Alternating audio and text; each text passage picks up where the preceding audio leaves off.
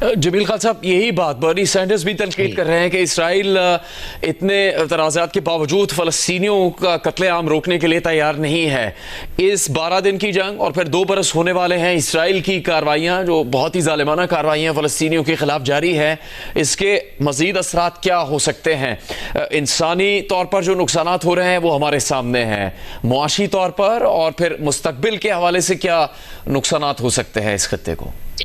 देखिए, इजराइल की जो एक्सपेंशनिज्म का जो तरीका कार है वो आज का नहीं है। जो इन्होंने स्विट्जरलैंड में पहली मीटिंग कॉल की थी 1897 में, उस वक्त से जो रोड मैप बनाया है उस रोड मैप के मुताबिक चल रहे हैं। और जाहिर है उसकी अभी इतनी सराहियत हो गई है अमेरिकन सोसाइटी में और मुख्तलिफ ममालिक की सोसाइटी में, और इस पे कि इजरायली लॉबी की पूरी किताब है मीर शायमिर की, जॉन मीर शायमिर की, जो कि खुद अमेरिकन है और प्रोफेसर है और शिकागो में है और बड़े बहुत अच्छे पॉलिटिकल साइंटिस्ट हैं। उन्होंने साबित कर दी Israel is America and America is Israel. तो ये इंटरेस्ट अमेरिका प्रोटेक्ट करता रहेगा। और यहाँ तक भी बहुत सारे एक्सपर्ट्स ने जिक्र किया है, इंक्लूडिंग जॉन मीर शायमिर, कि वो कहते हैं कि जब भी बात आएगी इजराइल के इंटरेस्ट की, तो इवन अमेरिकन नेशनल इंटरेस्ट जो है वो उसको भी मलूज़ खातर नहीं रखा जाएगा, बल्कि इजराइल के नेशनल इंटरेस्ट को।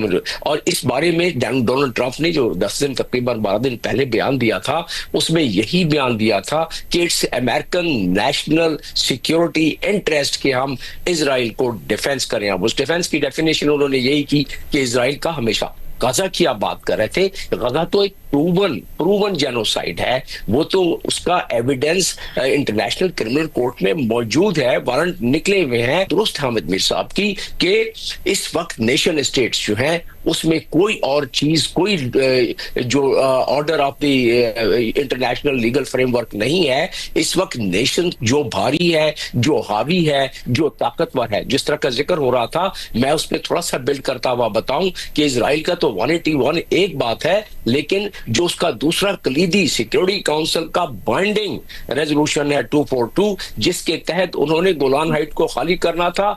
ट्रंप ने पिछले अपने टेन्योर में उसको टेरिटरी अमेरिका की तरफ से बायलैटरल इजराइल की इंटीग्रल पार्ट टेरिटरी तस्लीम कर लिया against all the international law.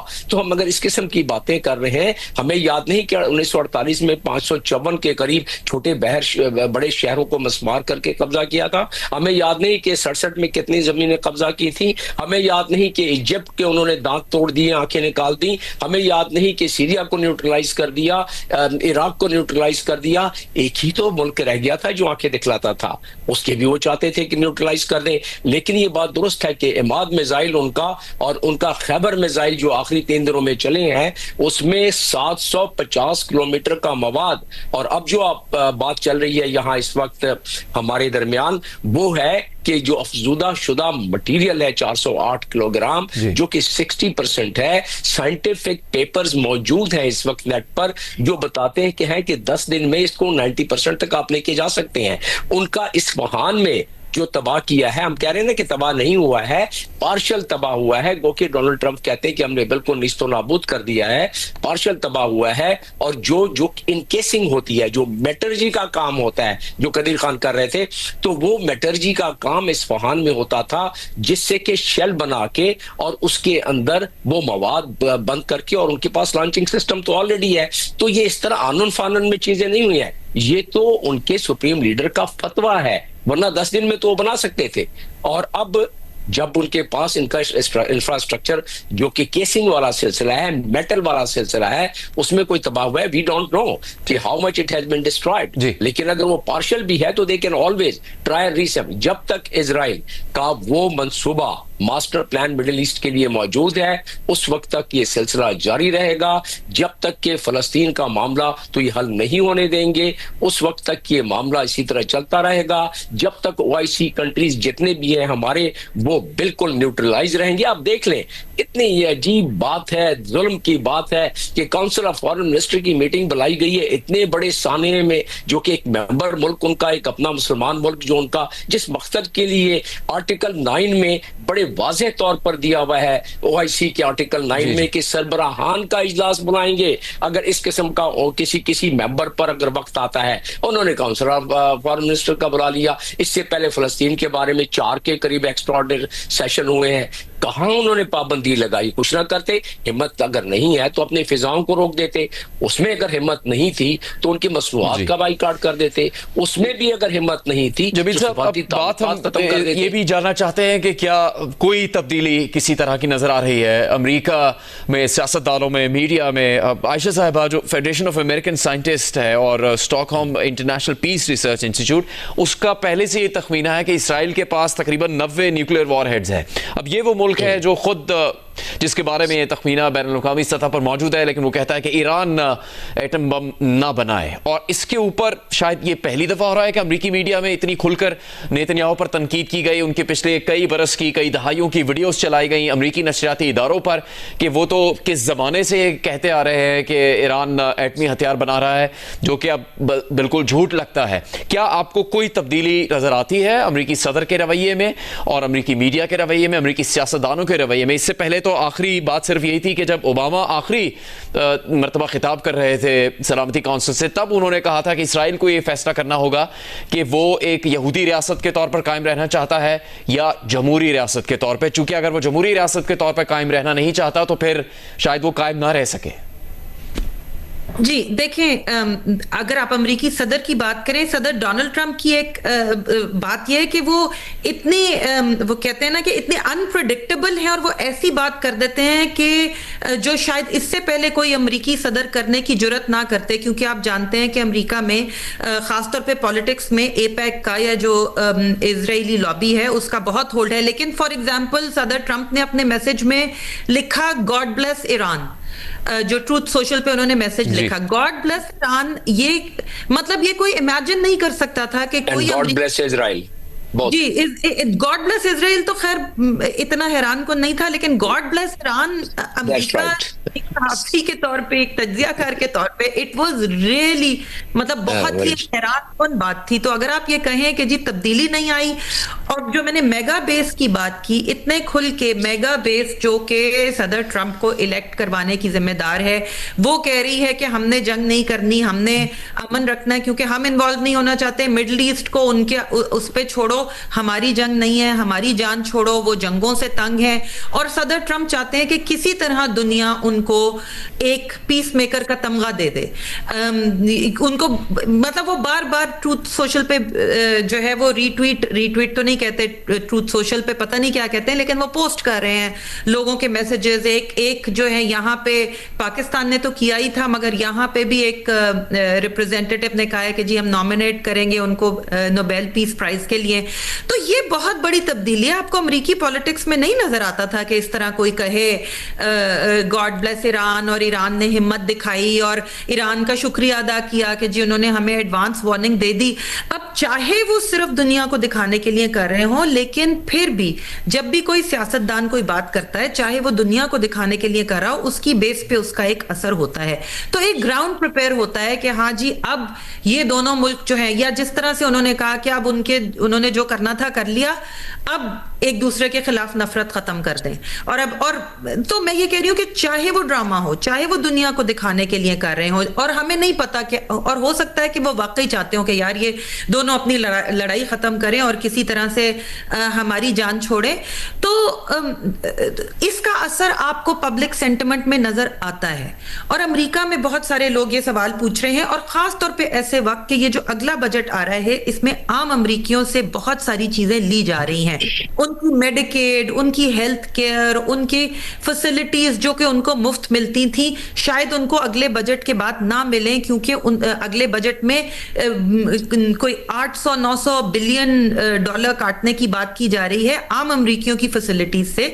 तो आम अमेरिकी ये सवाल कर रहे हैं कि जी हम दुनिया में जंगों में इन्वॉल्व होकर पैसा खर्च करें, क्योंकि आप देखिए अफगानिस्तान की जंग में $2 ट्रिलियन से ज्यादा लग गए, इराक की जंग में भी इसी तरह, तो ट्रिलियंस ऑफ डॉलर्स हम वहां लगा रहे हैं, जबकि हमारे अपने मुल्क में लोगों को हेल्थ केयर की फैसिलिटीज नहीं मिल रही हैं, उसके लिए हुकूमत के पास पैसा नहीं है, और रिटायरमेंट बेनिफिट्स कम करने की बात हो रही है। तो एक बहुत जेन्युइन अमेरिका में फटीग है थकन है, जंगों में ना मुलव्वस होने की एक ख्वाहिश है, जिससे मेरा ख्याल है इस वक्त कोई सियासतदान जान नहीं छुड़ा सकता। अब हामिद मीर साहब, अमेरिकी साथ डोनाल्ड ट्रंप नेदरलैंड्स पहुंच चुके हैं नेटो समिट के लिए। इस दौरान भी उन्होंने जहाज में गुफ्तगू की और 2-3 अहम बातें की। उन्होंने कहा वो हुकूमत की तब्दीली नहीं चाहते ईरान में। ईरान से मुताल्लिक कहा कि वो तेल की दौलत से माला माल है, अगर वो सही रास्ते पर चले, अच्छे काम करे तो बहुत कुछ अच्छा हो सकता है। क्या इन बातों की बिल्कुल भी कोई अहमियत नहीं हो सकती? देखिए जुनैद साहब, प्रॉब्लम ये है कि मैंने तो बतौर एक जर्नलिस्ट के या एक एनालिस्ट के जो हकायक मेरे सामने हैं, जो वाकयात मेरे सामने पेश आए हैं, मैंने तो उनको सामने रखना है ना।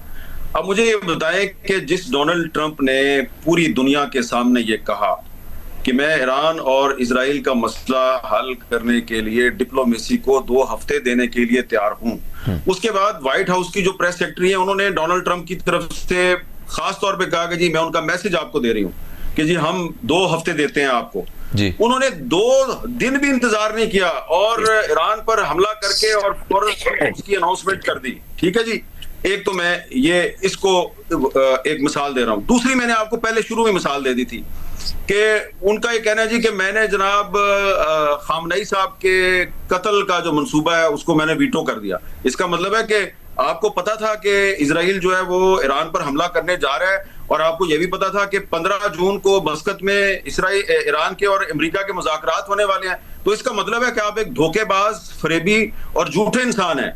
मैं ये अल्फाज इसलिए इस्तेमाल कर रहा हूं कि हालात और वाकयात ने यह साबित किया है कि डोनाल्ड ट्रंप जो है उसने जंग ना करने का वादा करके अमेरिका के जो वोटर्स हैं उनसे वोट लिए, इलेक्ट हुआ और अमेरिका को एक जंग में ले गया। और फिर जब उसने देखा कि अब इसका कोई मुझे फायदा नहीं हो रहा तो फिर उसने एक यू टर्न लिया। तो वो यू टर्न भी लेता है, वो झूठ भी बोलता है, वो धोखा भी देता है, वो फ्रेब भी देता है। और सबसे बड़ी बात जिसकी वजह से मैं डोनाल्ड ट्रंप को ट्रस्ट करने के लिए तैयार नहीं हूं वो ये है कि एक 50-60 साल पुराना मंसूबा है ज़ायनिस्ट मूवमेंट का कि जो गजा के जो फलस्तीनी हैं इनको वहां से निकाल दिया जाए, इनको निकाल कर किसी और मुल्क में ले जाया जाए।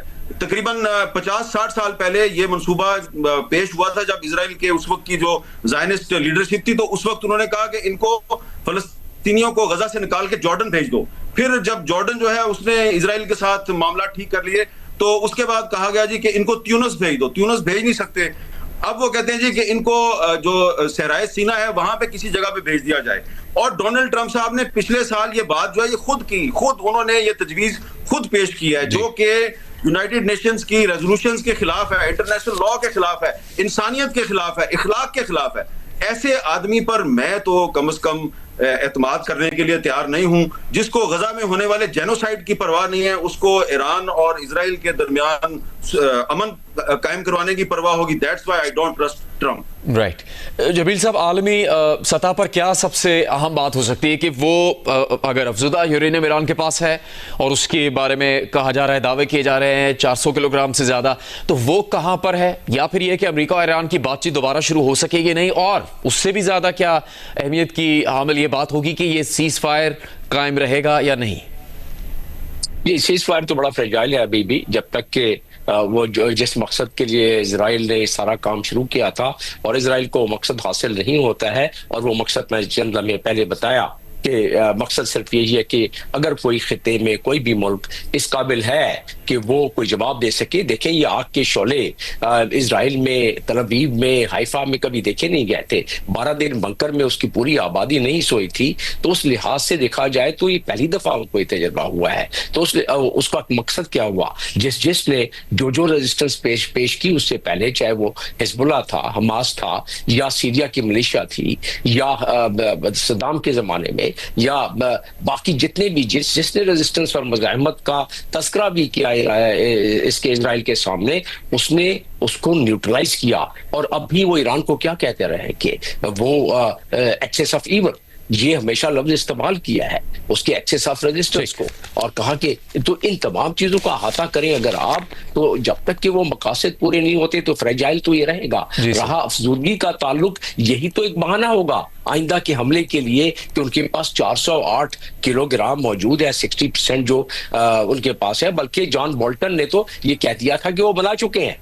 जॉन बोल्टन बड़े अहम आदमी हैं, उनके एडवाइजर रहे हैं डोनाल्ड ट्रंप के, तो ये बहाना तो उनके पास परमानेंट रहेगा। लेकिन ये 408 जो किलो अफजूदा मटेरियल है, ये एक दिन में, 2 दिन में, 3 दिन में सैटेलाइट सारे देख रहे हैं उसको, तो उसमें जाहिर है उसमें इंटरनेशनल कोलैबोरेशन है, रशिया की उसमें सपोर्ट है, चाइना की उसमें इंटेलिजेंस है, उनके मुआहदे हुए भी हैं, उनके उसमें स्ट्रेटेजिक मुआहदे हैं जिसके तहत इंटेलिजेंस शेयरिंग करनी है। तो इसमें बहुत सारी चीजें, it's very complex, layer by layer complex. Jamil साहब, आपका बहुत शुक्रिया।